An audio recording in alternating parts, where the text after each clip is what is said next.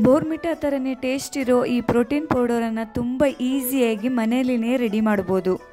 ಮಕ್ಕಳಿಗೆ ಹಾಲಿನ ಜೊತೆ ಮಿಕ್ಸ್ ಮಾಡಿ ಕೊಡೋಕ್ಕೆ ತುಂಬ ಟೇಸ್ಟಿ ಹಾಗೆ ಹೆಲ್ದಿ ಕೂಡ ಆಗಿರೋ ಪ್ರೋಟೀನ್ ಪೌಡರ್ ಇದು. Hi hello, welcome to Hegde's corner. ನಾನಿವತ್ತು ನಿಮ್ಮ ಜೊತೆ ಮಕ್ಕಳಿಗೆ ಹಾಲಿನಲ್ಲಿ ಮಿಕ್ಸ್ ಮಾಡಿ ಕೊಡ್ಬೋದಾದಂಥ ತುಂಬಾ ಹೆಲ್ದಿ ಹಾಗೂ ಅಷ್ಟೇ ಟೇಸ್ಟಿ ಆದ ಒಂದು ಪ್ರೋಟೀನ್ ಪೌಡರನ್ನು ಹೇಗೆ ರೆಡಿ ಮಾಡ್ಬೋದು ಅಂತ ತೋರಿಸ್ತೀನಿ. Let us start the recipe. ಇದಕ್ಕೆ ಜಾಸ್ತಿ ಏನು ಐಟಮನ್ನು ನಾನು ಯೂಸ್ ಮಾಡಿಲ್ಲ. ಏನೇನು ಯೂಸ್ ಮಾಡಿದ್ದೀನಿ ಅಂದರೆ ಒಂದು ಅರ್ಧ ಕಪ್ ಆಗುವಷ್ಟು ಗೋಡಂಬಿನ ತಗೊಂಡಿದ್ದೀನಿ, ಮತ್ತು 1 ಕಪ್ ಆಗುವಷ್ಟು ಮಖಾನನ, ಅರ್ಧ ಕಪ್ಪು ವಾಲ್ನಟ್, ಮತ್ತು ಅರ್ಧ ಕಪ್ ಬಾದಾಮ್. ಹಾಗೆಯೇ ಫ್ಲೇವರ್ಗೆ ಅಂತ ಕೋಕೋ ಪೌಡರನ್ನು ಆ್ಯಡ್ ಮಾಡಿದ್ದೀನಿ.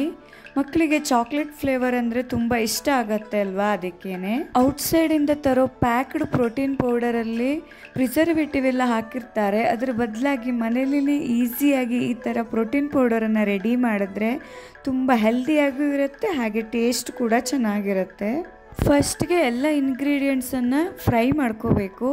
ಮೊದಲಿಗೆ ಮಖಾನನ ನಾನು ಫ್ರೈ ಮಾಡ್ಕೋತಾ ಇದ್ದೀನಿ. ಒಂದು 5 ನಿಮಿಷ ಚೆನ್ನಾಗಿ ಫ್ರೈ ಮಾಡಿದ್ದೀನಿ.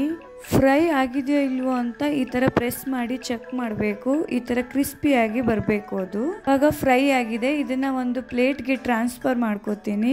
ನೆಕ್ಸ್ಟು ಅದೇ ಥರ ಬಾದಾಮ್ ಕೂಡ ಫ್ರೈ ಮಾಡ್ಕೊಂಡಿದ್ದೀನಿ. ಇವಾಗ ಬಾದಾಮ್ ಕೂಡ ಚೆನ್ನಾಗಿ ಫ್ರೈ ಆಗಿದೆ. ಇದನ್ನು ಒಂದು ಪ್ಲೇಟ್ಗೆ ಟ್ರಾನ್ಸ್ಫರ್ ಮಾಡಿ ಇಟ್ಕೊಂಡಿದ್ದೀನಿ. ನೆಕ್ಸ್ಟು ವಾಲ್ನಟ್ಟನ್ನು ಅದೇ ಥರ ಫ್ರೈ ಮಾಡ್ಕೋತೀನಿ. ಇದನ್ನು ಇವಾಗ ಫ್ರೈ ಆಗಿದೆ.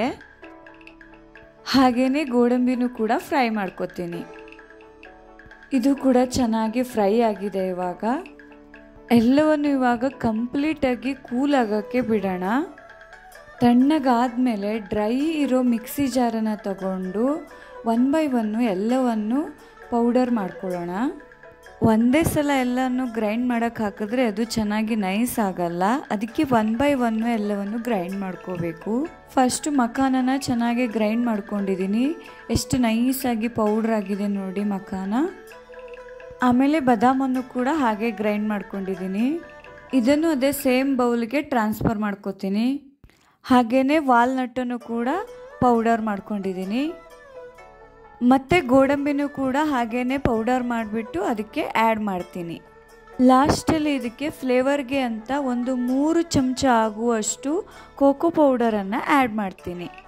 ಇವಾಗ ಎಲ್ಲವನ್ನು ಚೆನ್ನಾಗಿ ಮಿಕ್ಸ್ ಮಾಡಬೇಕು. ಮಿಕ್ಸ್ ಮಾಡೋಕ್ಕೆ ಸ್ವಲ್ಪ ಟೈಮ್ ತಗೊಳತ್ತೆ. ಚೆನ್ನಾಗಿ ಮಿಕ್ಸ್ ಮಾಡಿದ್ರೇ ಅದು ಟೇಸ್ಟ್ ಬರೋದು.